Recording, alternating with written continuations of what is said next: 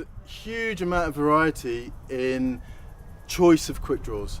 They will all have different characteristics, and each one might be perfectly okay in one situation, but in another one they may not work so well. So it's important to understand what you need to buy and what situation you would use them in. So the first one we're going to look at is this one. Certain quick draws are better for certain things. This one would be great on overhanging sport route where it's hanging free, clip in, and you're just climbing directly above it.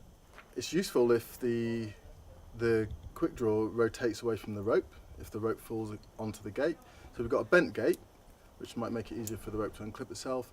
And then if we just try and twist the carabiner or the quick draw itself, we'll notice that we get resistance almost immediately. And draw number 2. So a bit thinner and maybe not so great for grabbing hold of. We get a little bit more rotation before the resistance, okay? And we've got a straight, clean gate there. Again, maybe a slight curve or bend on the gate, but very, very minimal. And then if we hold that and twist it, we can see we can come all the way around to here before we get too much resistance. Okay, so almost half a turn.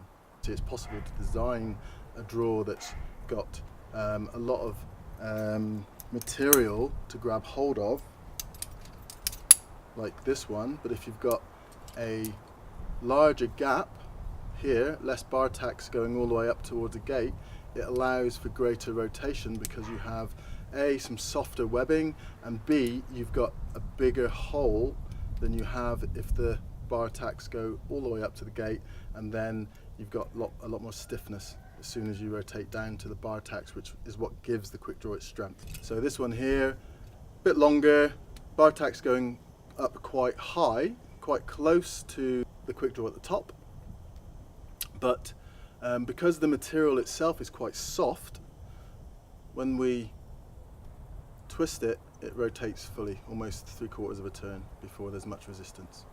So, and then we have here a quick draw which is slightly longer, bar tacks only up to here, and then we have this big loop which allows for a great degree of flexibility. Yeah, all the way up to something like this where it will just keep going and going and going and going several times before you get a twist. So what's interesting, of course, is why we might want to have different length quick draws. The idea that when we're climbing and we're clipping into bolts, the bolts in an ideal world would be in a nice straight line for us, so the rope will run in a nice straight line from the B layer through to the anchor. Now, of course, that isn't always the case with routes. Sometimes the bolts need to be left or right. It could be avoiding some loose rock, or it could be that the route wanders a little bit and it's necessary to put the bolts in a slight kink. We don't want to create any kinks in the rope, because when we fall off, it's the rope's ability to stretch that makes the system safe. So we fall off, the rope stretches. If the rope is zigzagging through various bits of equipment, then obviously the energy is lost, is dissipated. It doesn't travel all the way down the full length of the rope. So we don't have the full length of rope available to stretch.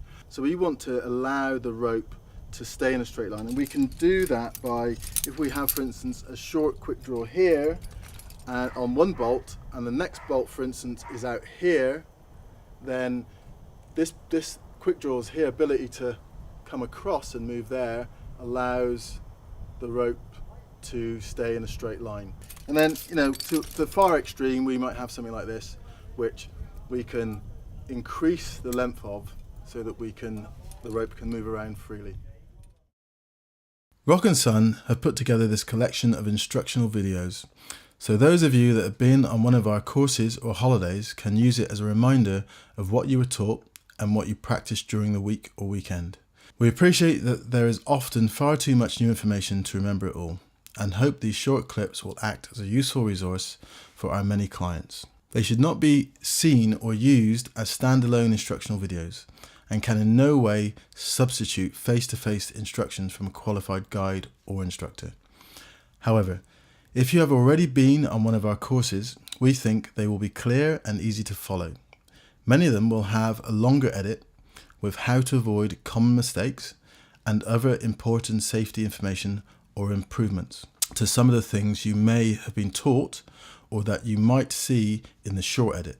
We are always looking at ways to improve and make safer the systems and procedures that we teach, so I recommend that you watch them in full to ensure that you take all of the necessary information and pick up on anything that we might have changed or improved since the original filming. The climbing industry is constantly moving on in terms of new equipment and better or safer ways of doing things, and as such, Rock and Sun from time to time may offer improved ways of approaching standard procedures. Rock and Sun's participant statement is that the activity of climbing and mountaineering is inherently dangerous and therefore carries the serious risk of injury or death. Although it is possible to minimize these risks, it is important that participating individuals realize and accept the risk and take full responsibility for their own actions. We strongly advise seeking first-hand instruction by a qualified guide or instructor prior to climbing outside unsupervised.